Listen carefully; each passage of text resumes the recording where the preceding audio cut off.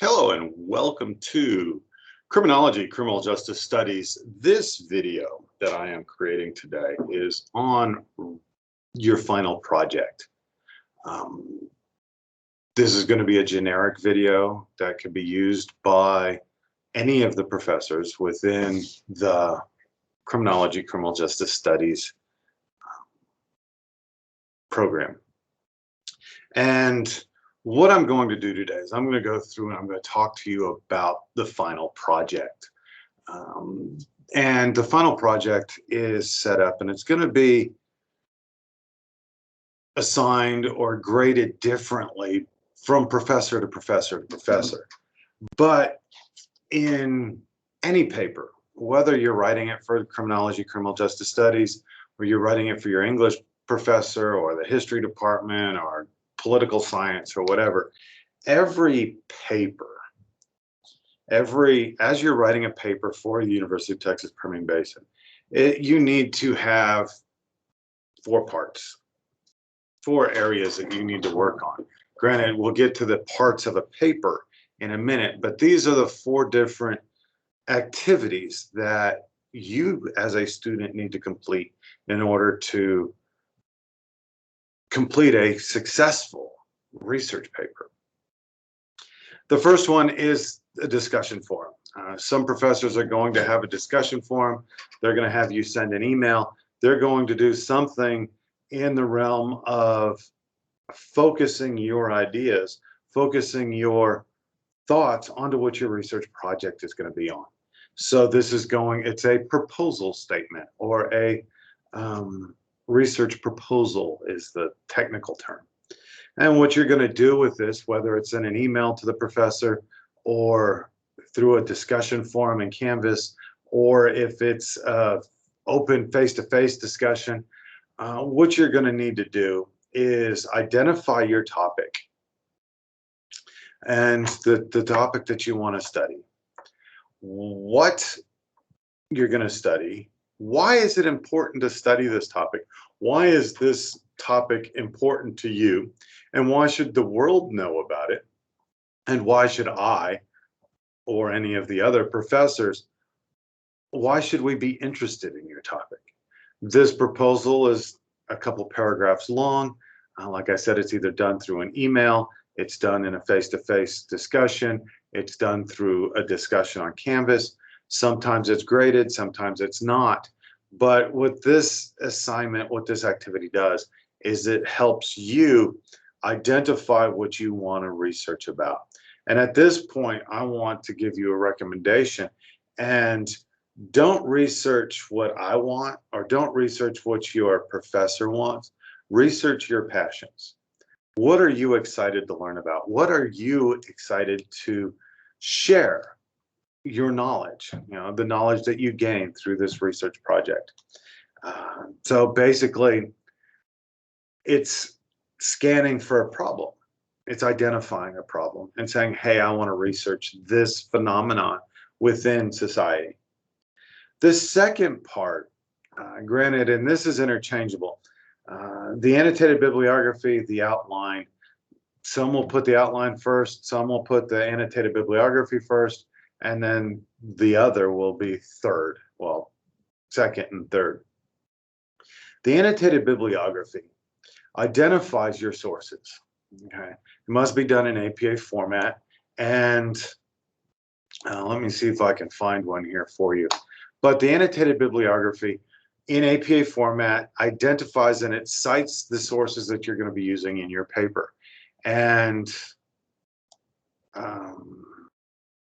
let's see here. It's going to be in this one. Walden.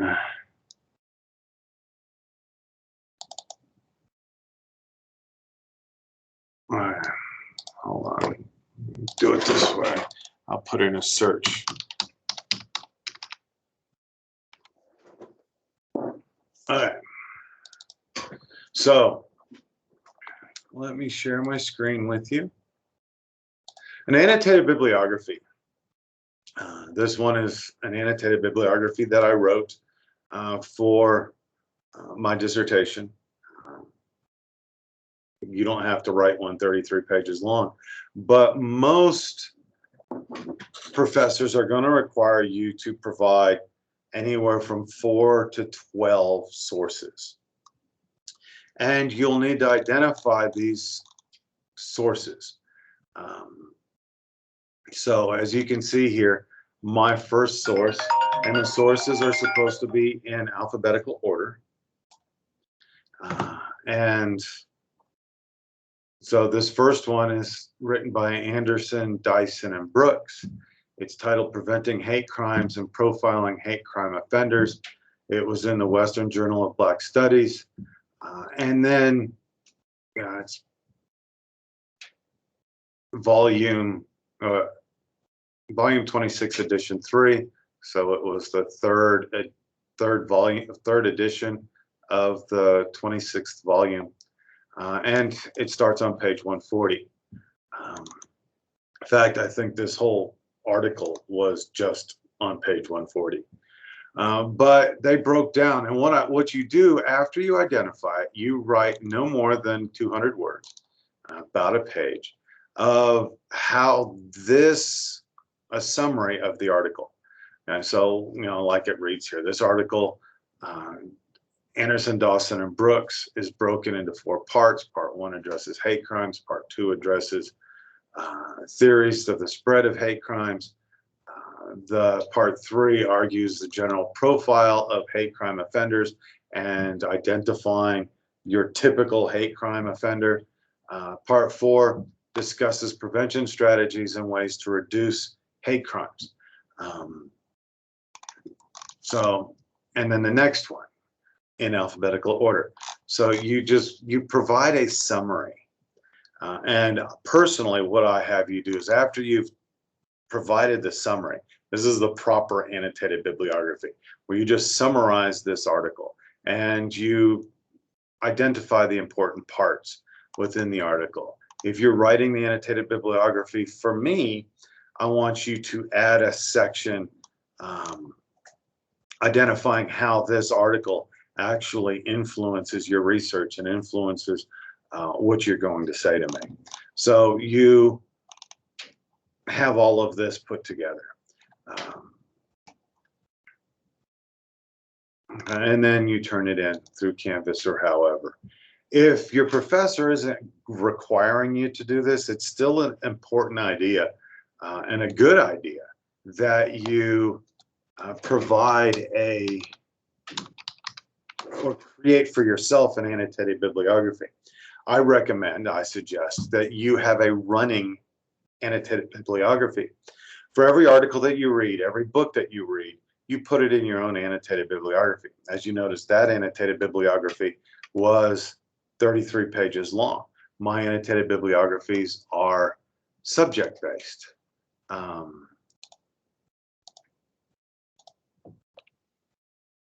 They are subject-based in the fact that, that one was on hate groups and hate crimes. I'm working on an annotated bibliography for worldviews and perceptions. I've got an annotated bibliography for gun violence. And whatever I'm working on, I create an annotated bibliography. And every time I read an article, or I read a book, or I watch a news article or a documentary, I put it in my annotated bibliography. Okay. So the next thing, the next part, or the next objective activity within a research project that you should complete is the outline. Okay. And an outline is just that. It's a Roman numeric outline. Okay. So let me share my screen with you again. Okay, and this is a basic outline. This is, the basic outline. It's, the introduction. And within the introduction, okay, so it's Roman alphanumeric. Remember, if you have an A, you have to have a B. If you have a 1, you have to have a 2. But this is just what you're wanting to do. And this is important because it helps you organize your paper. and we'll look at the papers here in a few minutes.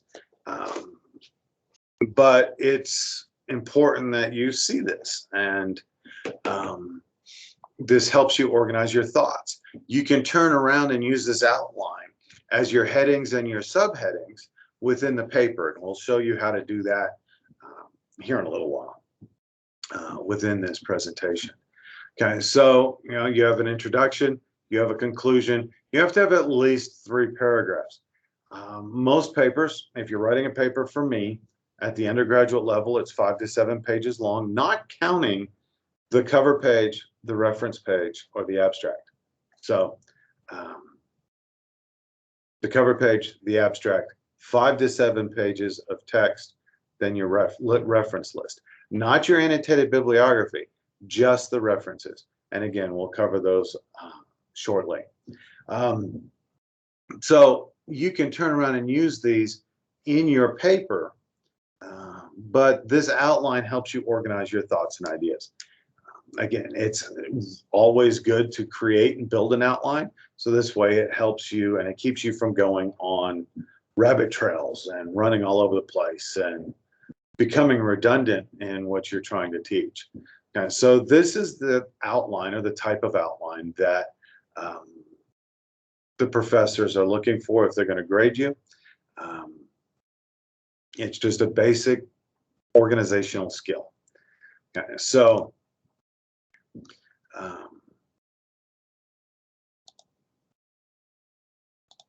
close that. And so the paper itself, okay, again, the paper, you need to read the specific instructions for your class. Mine is, my papers at the undergraduate level are 5 to 7. At the graduate level, they're 9 to 12 pages long. This is double spaced. And let me just show you a paper that I have here.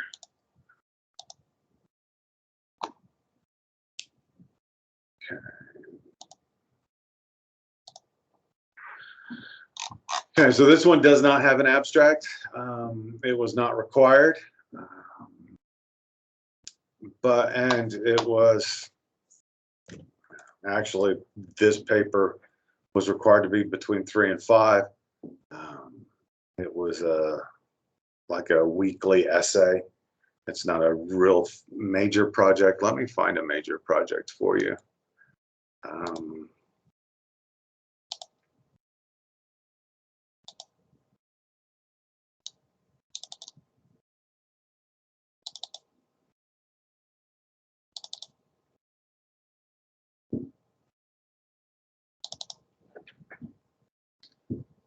Okay, so this is a major project that I wrote for Walden University in my juvenile delinquency class, juvenile delinquency and prevention class. This paper is actually running off the 6th edition. We are now running off of the 7th edition, and I'll show you the formatting differences and changes. But as you can see, it's 13 pages long. The cover page, there is no abstract. My professor did not require an abstract. And then you can see how I have my introduction. I discussed Big Spring, Texas, and the crime within Big Spring, Texas, the Howard County Juvenile Probation Department.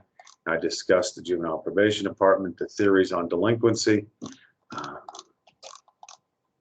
early intervention programs. And what this paper was and what this paper did was hopefully to establish a mentorship program with at-risk youth. And it goes through. You can see it was something that I created and I built, identifying or working together with between the Juvenile Probation Department and the Boy Scouts of America. It was pretty cool. But as you see, and you go through here, you've got your paper, and then you've got your conclusions, and then you have your reference pages. As you can see, everything is double spaced. See this extra space right here? Okay, so you want to make sure that you have no extra spaces between the paragraph. So you saw how I did that, right? You highlight everything, and then you click this button right here, which is in the paragraph. Okay. You click this button, fill in this box, do not add space between paragraphs, then hit OK, and then it gets rid of the extra spaces between your paragraphs of your paper. Okay, so let's look here for a second, and we are operating in all papers written for the Criminology Criminal Justice Studies program should follow the APA Publication Manual 7th edition. This is what the book looks like. If you don't have the book, I know the book is available at the bookstore. You can get it at Amazon. You can get it at chegu.edu or .com, whatever that is. You can get the items that you need. But if you don't want to buy the books, you can go to the internet and you can go to Owl Purdue Writing Lab. Now you select over here, you select APA style, which is the 7th edition, okay, and it'll bring you to this page, and it will give you an overview and a workshop. It'll give you the formatting and style guides. It'll tell you, what we're looking for and how to format your paper. And I'll actually go over that in a minute. But it explains why and how. Here's the general formatting rules. It gives you the major paper sections.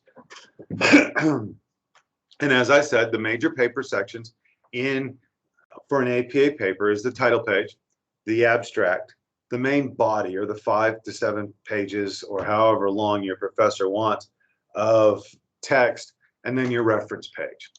Okay, and then it'll go through and it tells you how to set up your title page and what your title page should look like. It gives you an example for the student APA title page, and it will give you an example for the professional paper. So if you're hoping to submit your paper to publish, this is the format that it needs to follow. Talks about the abstract. It gives you an example of your abstract, how it is right-hand justified. There is left-hand justified. There is no indentations. It's no more than 200 words. Don't forget to give your keywords. And then we can get into how to cite, and we're going to cover citing here momentarily. But this is a good resource. This is an absolutely awesome resource that helps you as an individual create and identify. If you want to find the rules for in-text citations, you can click here. It will give you the rules for the in-text citations. It gives you the basic rules. It will give you about short quotations. It will tell you about long quotations. It'll be about explain block quotes. Anything over 40 words needs to be in a block quote. And while I'm talking about quotations here, yes, it's okay to quote, and it's okay to use the words and the identifiers and the things that other people use, but we really want you to tell us your understanding. We want you to explain what Jones found. Okay, and I'm using Jones here as the example. According to Jones, quote, students often had difficulty using APA style, especially when it's their first time. And this is a true quote. You can find it on page 199. So if you went to the reference list, you found Jones 1998, you'd be able to find his book, and then or the source, whether this was in a journal or whether this was in a book or wherever this was, it'll tell you in the reference list.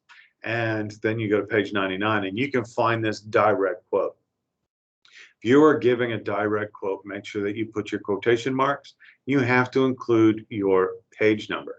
Okay, so if you put Jones in the narrative, right after his name, you put the year of the publication, and then at the end of the quote, you put the page number. If you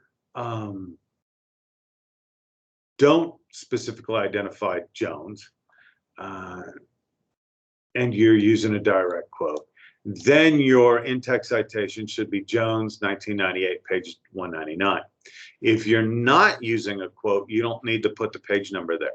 Okay, you can leave that out. And I think that we have this. Okay.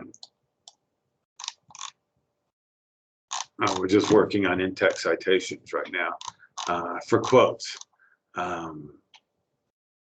Your basic quote is supposed to be last name, comma, year of publication. If you're paraphrasing, if you're direct quoting or you're given a direct quote, you need to make sure that you provide the page number or the paragraph number. Okay. More basic rules. So this is the example that I was just given. Okay. Right, here's another example of an in-text citation. When do you need to use an in-text citation? That was a good question. You have to use an in-text citation whenever you provide a fact or a statistic that is not original knowledge created by you. Okay, so any fact, any statistic, anything that you refer to has to be cited. You have to give credit to where credit is due. Okay, so if you've learned something from a professor during a lecture, you need to cite that. If you learn something reading an article, you need to cite that. If you learn something watching a TV show, a documentary on unmasking serial killers or whatever, you need to make sure that you cite that. If you don't, it's called plagiarism. Okay. So, and plagiarism is a horrible thing. Okay. So my basic rule, again, each professor is going to have their own standard. If your similarity rating is less than 10%, I'm not going to worry about it. I'm not even going to look into it. If your plagiarism rate, your similarity rate is between 10 and 30%, I'm going to go look at it. I'm going to investigate it. I'm going to find out if you made a mistake with your citations, or if the Turnitin or Grammarly or whatever tool I'm using. I actually use Grammarly and Turnitin to identify. Turnitin is a similarity plagiarism checker that includes papers that have been turned into the school. So it doesn't allow you to double dip. It doesn't allow you to write a paper for me and then turn the same paper into Professor Hammond or Dr. Kickbush or Dr. Wilson or any of the other professors within our program. It identifies those papers and tells us whether or not you're plagiarizing or you're stealing from other people. The Grammarly does not include the school, and it just looks on the internet. It looks at journal articles. It looks at books. It looks at all kinds of things, hundreds of thousands of different sources looking for you're stealing this information without giving proper credit. If it's between 10 and 30%, I'm going to go investigate to see if it was an error on the part of the program, if it was an error on your part, or what was going on. If it's over 30%, I'm not even going to investigate it. I'm going to send it back to you with a 0 and say, this is plagiarized, fix it. So you're going to have to go through there and you're going to have to fix it, or you're going to have to defend why it's over 30%. And then send it back to me, and then I will look at it again. Plagiarism is a serious offense, and it is treated differently by every professor. Personally, and the other professors may treat it differently. Your first time of plagiarizing a paper for me, I'm going to send it back to you and tell you to fix it. Your second offense, I'm going to give you a 0 and the paper, which will most likely probably you'll probably end up with a failing grade in the class. Third time, I give you a 0, I fail you in the class, and then I submit your academic dishonesty to the school to have that placed in your file, and I'm going to kick you out of my program. But this isn't per class. This is for your entire career. So if you start here as a freshman and you come all the way through your graduate program, that's 5 years, well, 4.5 to 5 years here at UTPB, you get 3 strikes and you're gone. Okay. So just make a point to make sure that you properly cite your information, that you properly quote your information. Another issue is if you are using more than 30% of your paper is direct quotations, you're not writing a paper, you're copying and pasting. That's considered plagiarism. Okay, so there's another source to help you make your citations, and it's right here. Cite your source automatically in APA. It brings you to the citation machine. The citation machine is right here. Okay, so let's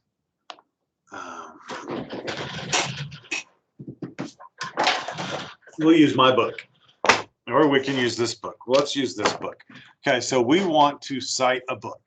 You click on the book, okay, and the easiest way to do this is to type in the ISBN. Okay, so the ISBN, and let me stop sharing for a second. Okay, so on the back of the book, there's this barcode, and the ISBN is always right above the barcode. So if you go to the citation machine, you can type in the ISBN, and the ISBN is 978-1338-3216-1.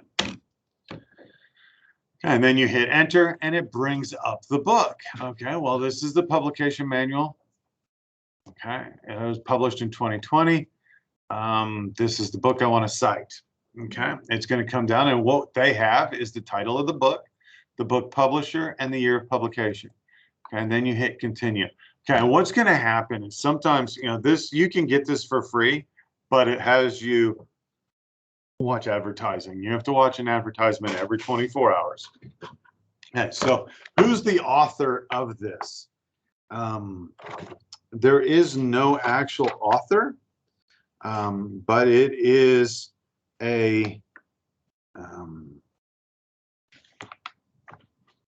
it has a corporate author. So for, if, let's say I wrote this, you type my name, John, middle initial F, last name Fisher, but there is no author. So what you would need to do is American Psychological Association. Okay, so if it has a corporate author, okay, so, or if it's a newspaper article, or if it's a website that you've gone to, and there is no author listed and you can't find an author, you go to the corporate, you go to the organization that published it. This book has no author. So you would go to, it's published and it's put together by the American Psychological Association. Okay, so, and then you come down here, we know that it's the 7th edition.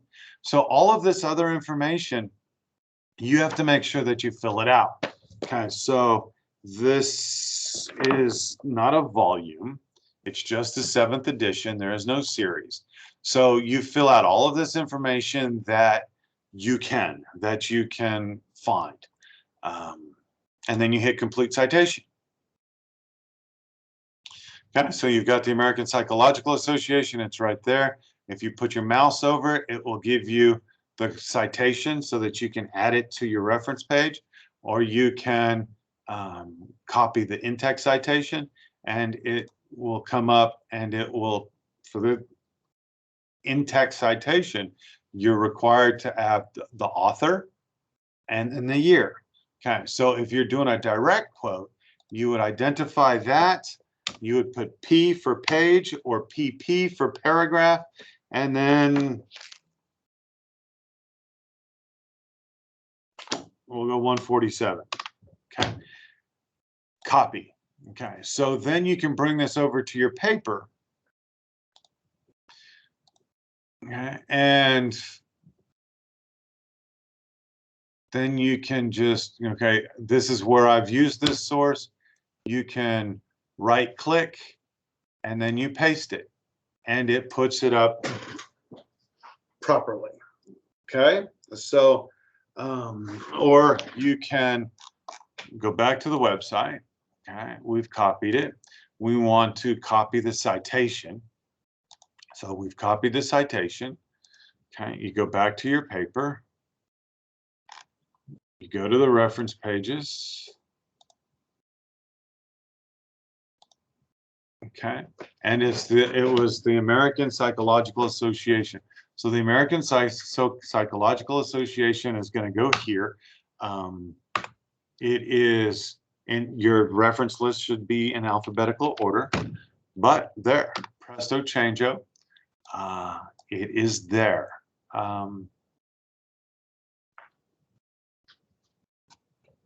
You would need to go back in here and turn it into double spaced.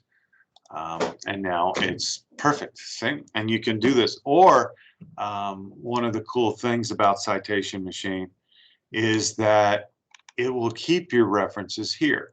Okay, so these are items that I've looked for over the last few days. I can copy all and then paste it into my paper as my reference list. It will set it up in alphabetical order for you and do all of the cool things that you need to do. Okay, so what else? Let's go back to the create a citation.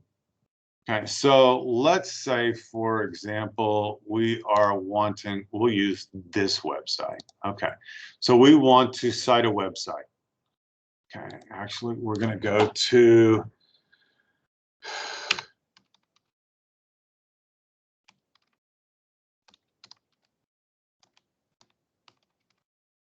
we want to go to the Uniform Crime Report. One of the things that I do and my passion is writing on hate crimes and extremism and polarization and hate. This is an important website. And I'm going to reference this website in my paper. So I want to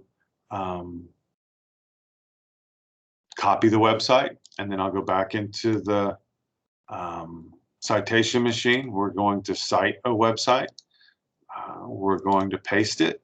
We're going to search it. There it is. Okay, and this is the information that they have found. Okay, it's a commercial pop-up. Okay, this is the information that they found. Okay, and now who is the author? Okay, so you'd want to come back here and look for an author. Is there an author? Go to the bottom. There is nobody listed as an author beyond the Federal Bureau of Investigations. Okay, so instead of typing all of that, I'm going to copy it. Okay, and then it goes into the corporate.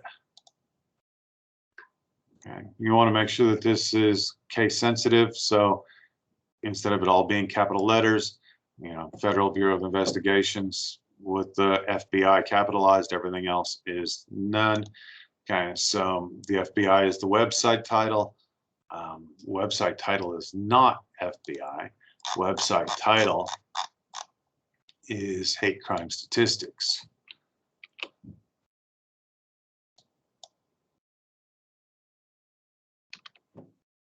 The sponsor, the publisher is the FBI. There's the website. This is the day that that website was published. This is the day that I've accessed it. Hit complete citation.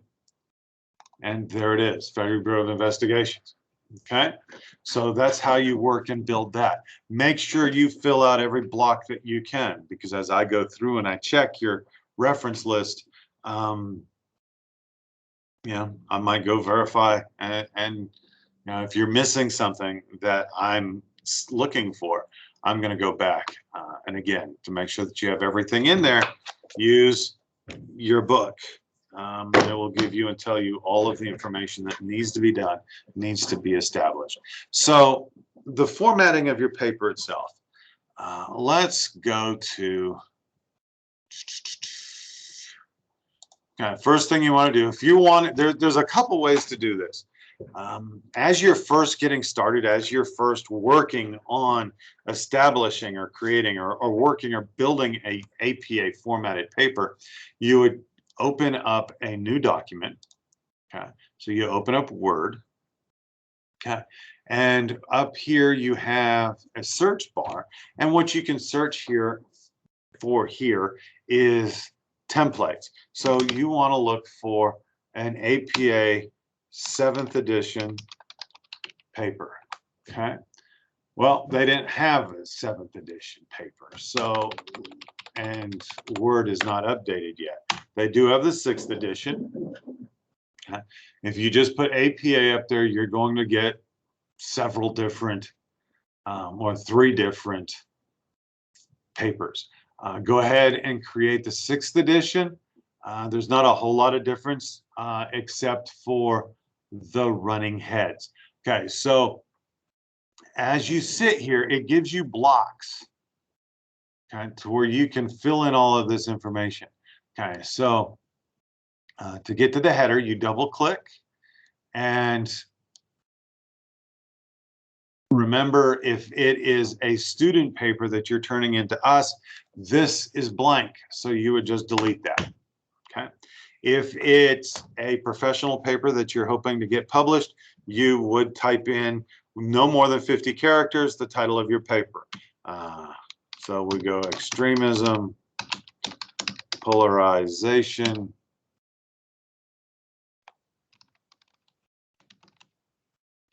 and hate. It's in capital letters. But one thing that I didn't identify is you need to make sure that you have a different first page. Okay. Because when you go to page 2, with the 7th edition, you don't need to worry about it. You can click that off. Unless, of course, you're leaving this blank. But if this is going to be the same on every page, you can turn that off.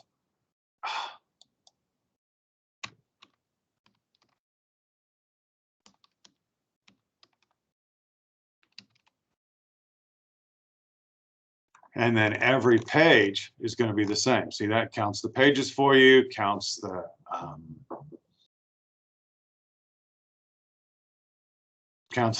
pages for you. It puts the header in. Then you double click, it closes that, and you come back to here.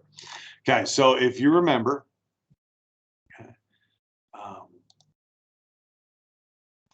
okay, it will give you sections. Okay, so the abstract.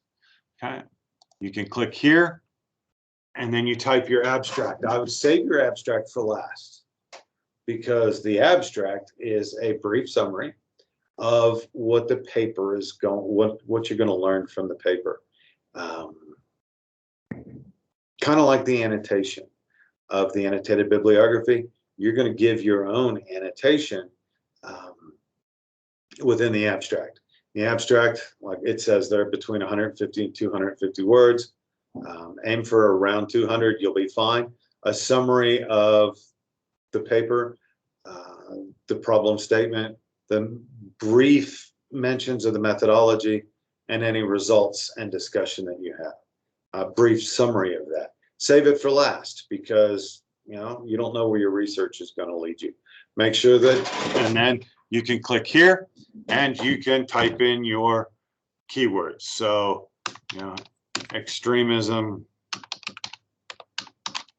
hate, polarization, worldview, so on and so forth. Okay. Do you remember when we had you do your, okay, again, you type your title here, up to 12 words, no more than 2 lines. Some research, especially in the hard sciences, gets very detailed, and the title has to identify what you're doing. Okay, so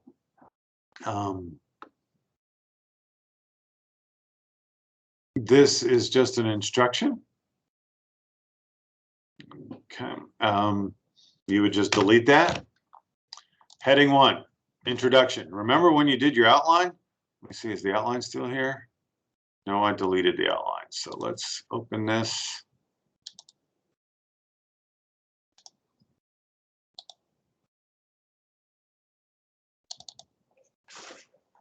Okay, so this is the outline. You can take these headings and transfer them over to your paper. Heading 1, heading 2, subheading 3. Okay, if you're not going to use these, you can just delete them. Okay, subheading 4. If you're not going to use it, delete it. Subheading 5. You can delete it. Okay, so you've got your major paper sections and then your subheadings. So subheading 2, okay, so this would be the Roman numeral 1, A. Let's undo all of what I just did. Okay, so let's, okay, so if you're running your Roman numeric, so this would be heading Roman numeral 1. This would be A. This would be 1 and 2, little a, little b, whatever on your, okay, so this would be, heading 3 would be your A, B, C, D, E. Heading 4 would be your, hold on, Roman numeral 1, A, B, C, D, 1, 2, 3, 4, little a, B, C, D, and then 1, 2, 3, 4 again.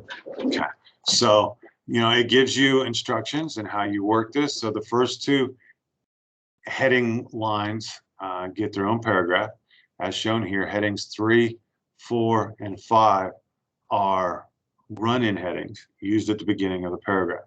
Okay, so heading 1 and heading 2 stand alone. 3, 4, and 5, you would just start writing here. Okay, and you would go from there. So let's go back to this document because we're wanting to do this. Okay, again, this was written in the 6th edition because it was prior to 2020. We're now in 2021, so you want to write in the 7th edition. You want to make sure that, let's go back home. We're going to select all because I noticed this gap here again. Do not add spaces between paragraphs of the same style. Boom. You notice that gap is gone? Okay, so let's get into dealing with reference lists and items here on Word. So you would go to references and you'd want to manage your sources. And as you can see, I already have a list of sources that are here, but let's create a new source. And for every source that you have, you can go through this. So I'm going to source my book. We'll start with the author. Okay. The author is Fisher John F. Okay. If it's a corporate author, you would type it here and then type in like the American Association, FBI, or whatever. But it's not. This is an actual author. The title of my book is the Texas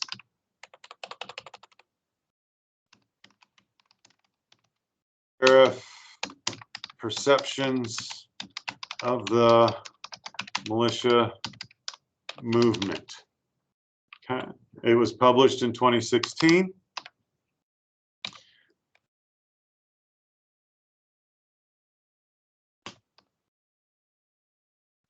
City, where was it publish. So you can go to and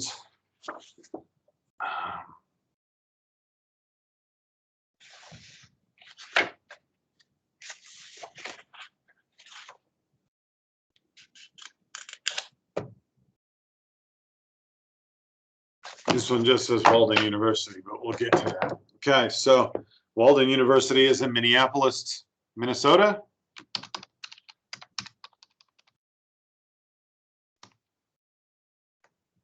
I think that's spelled wrong, but that's okay. And then the publisher. The publisher was ProQuest. And then you can hit show all bibliography fields. The red dots or the red stars are the ones that are Minnesota.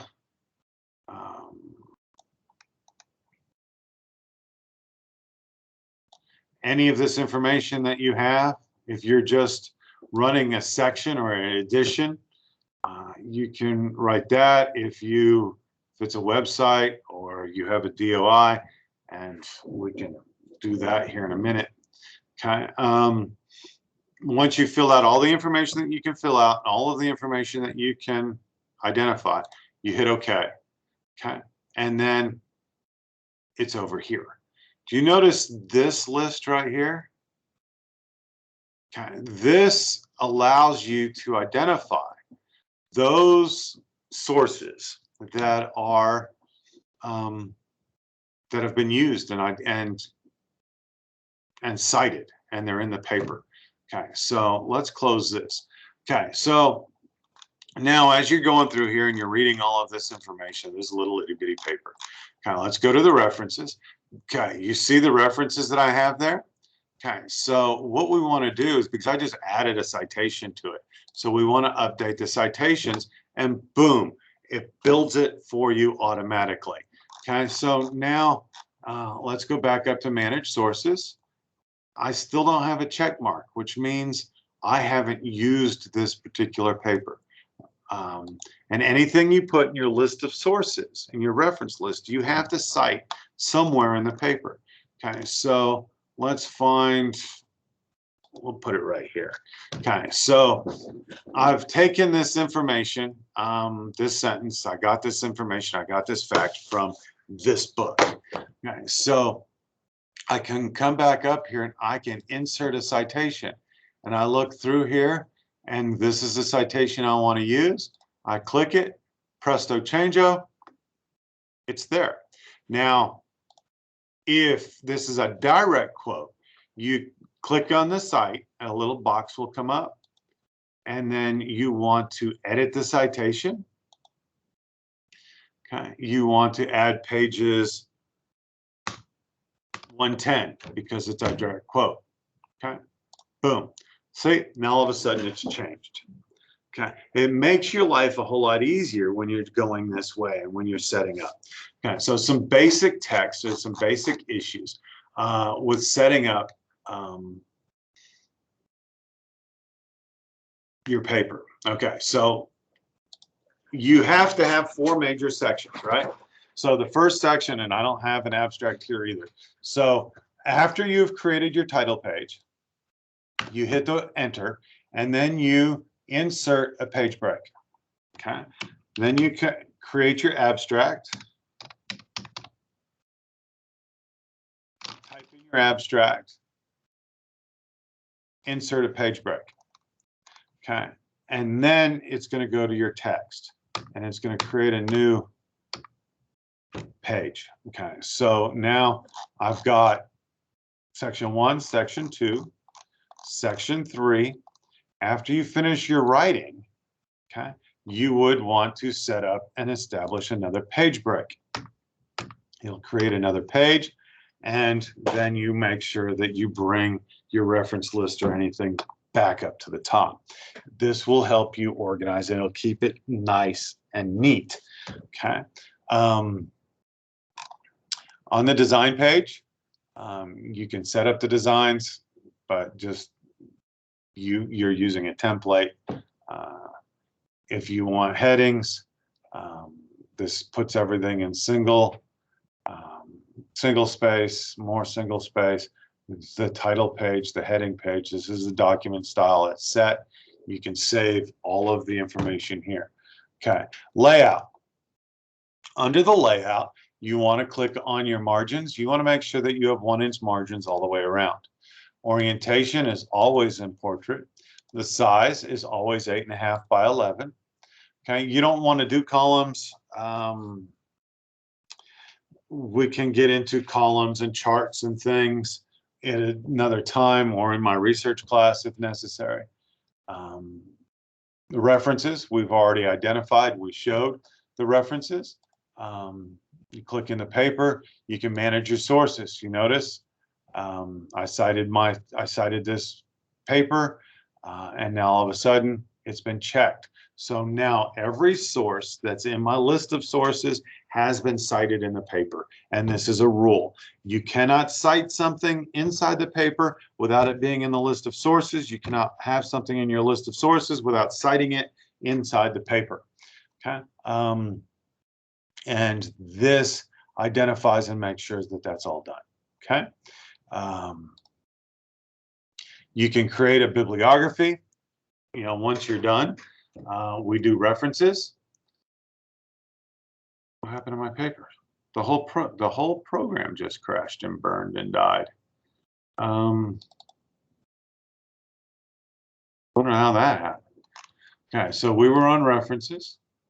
Okay, you can create your own bibliography. You manage your sources and you add your sources into your paper. You fill out all the information, and then when you're done, you just hit references and it will automatically create your bibliography for you based on all the information that you've provided. You don't have to type them all in or any of that fun stuff. You can insert tables and figures. All tables and figures must be cited.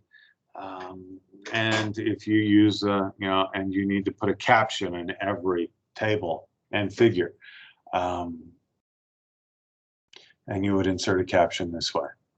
Okay. So I have covered everything that I intended to cover in this paper. So I'm going to go ahead and let you guys go.